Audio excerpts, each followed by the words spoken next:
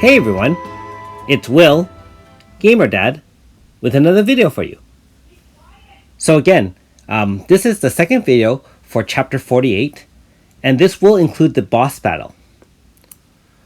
So again, this battle actually occurs in the cat shrine, and of course Odoha, being that she's worships the cat deity, leads us to whoever's bothering the cat deity.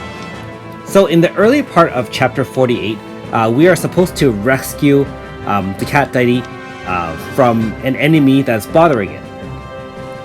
And you can see why we had to finish Ogre Wars Part 2 in order to proceed with this content.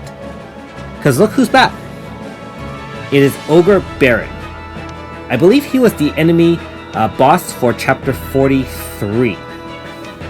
And I don't know if you recall how you beat him then, but if we watch for a little bit further, you will see that it will require a similar strategy. Again, if you haven't already, please like and subscribe to my videos, I really appreciate it. I also do have a Patreon account for those who are interested in supporting me this way. So after some taunting and commenting back and forth, we shall see who is the better party.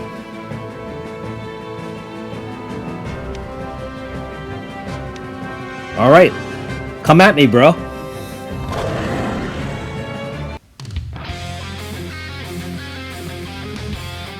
So this boss battle is actually pretty straightforward. There's a small trick, but otherwise hopefully shouldn't be too challenging for you. Now, the trick itself is that you won't actually require your AF bar to defeat the boss. If you see, the Ogre Baron did drop a bomb, and similar to his first encounter with you, he has bombs that kind of trick you. Now in this case, however, you will have to hit the bomb, and the idea is kind of like a hot potato idea. You want at the end of the countdown to be the bomb being on the other side to deal damage. And you will need 3 successful bomb attempts at the boss in order to end it. So I'm not sure about the timing in terms of the speed of the characters, but I did find that if your characters are a little bit too fast, it might not explode on their side and might explode on your side. The reason why I say that is that if you notice this first round where I did the bomb and exploded, it deals about 1/3 of the enemy's HP total, and so you will require 3 of those, of course.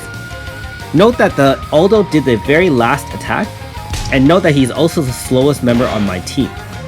So I do suspect that if we don't have too slow of characters, you may have trouble landing the last hit, because note that the enemy itself also lands attacks on it to pass it back at you. Now I can't confirm this, but just from my recommendations from how I defeated the boss, maybe bring a 5-star character with a little bit less speed instead of ultra fast. Being that, in my case, Suzette, Leclerc, and Mario are all fairly quick, and Aldo being one of the slower characters. So you can see that after the first bomb occurred, Rover here, the dog kind of, took it for a round. And you can see the bomb is already ready to blow. So you actually won't need any special attacks on the enemies. You can actually use regular attacks. When I first took on this boss, I did find that I was using special AoEs and things like that.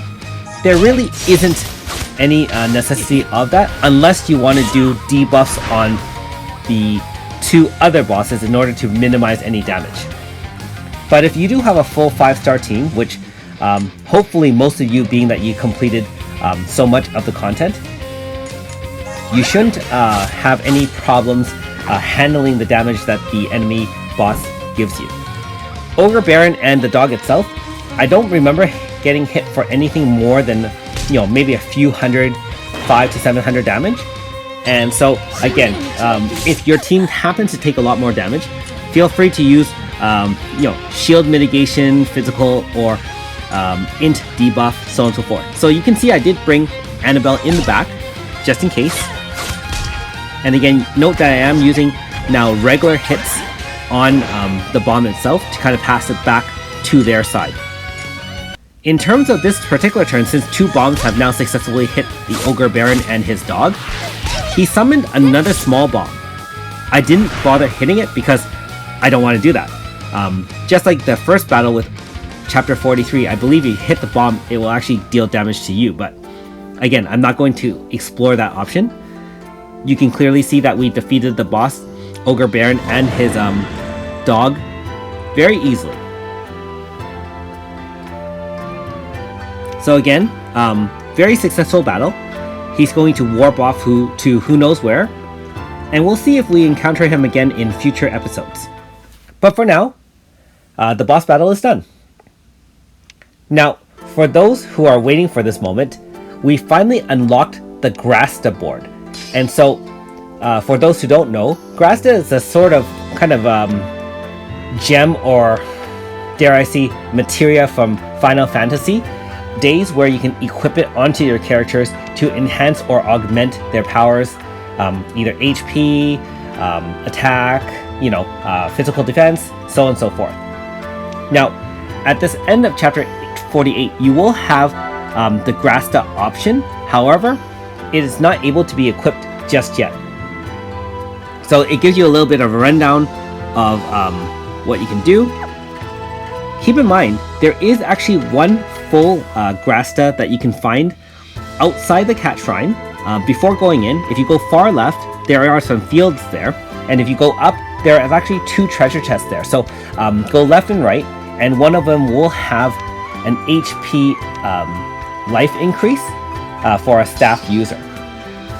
But again, I wasn't able to equip it just yet. That being said, hey, free Grasta's free Grasta, right?